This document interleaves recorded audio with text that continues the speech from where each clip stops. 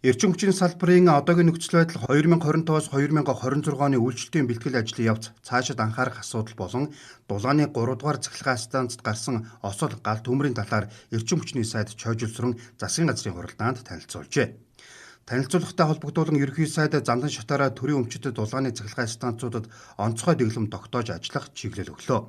Монгол Улсын эрчим хүчний салбарын үйлчлэлийн бэлтгэл ажлыг төлөвлөсөн хугацаанд хийж дуусгах, ажлын явцад хяналт тавих, шаардлагатай тохиолдолд гарсан хүндрэлийг шуурхай зохицуулах, мэдээллээр ханган хяналт тавин ажиллаж байна.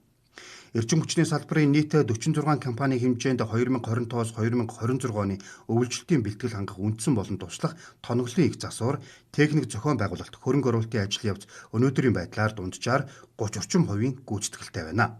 Дулааны цахилгаан станцуудын тоноглолын насжилт 35-аас 60 жил, цахилгаан дамжуулах түгээх сүлжээний насжилт 32-оос 62 жил болж 40% ашиглалтын хугацаа дууссан байна. Эрчим хүчний нүүрс олборлогч уурхаануудын хувьд 2025-аас 2026 оны өвлжилтийн бэлтгэл хангах ажлын явц энэ өдрийн байдлаар Багнуур хувьцаат компани, Шивава хувьцаат компани, Шарын гол хувьцаат компани нийт гүйцэтгэл 40 гаруй хувьтай байна.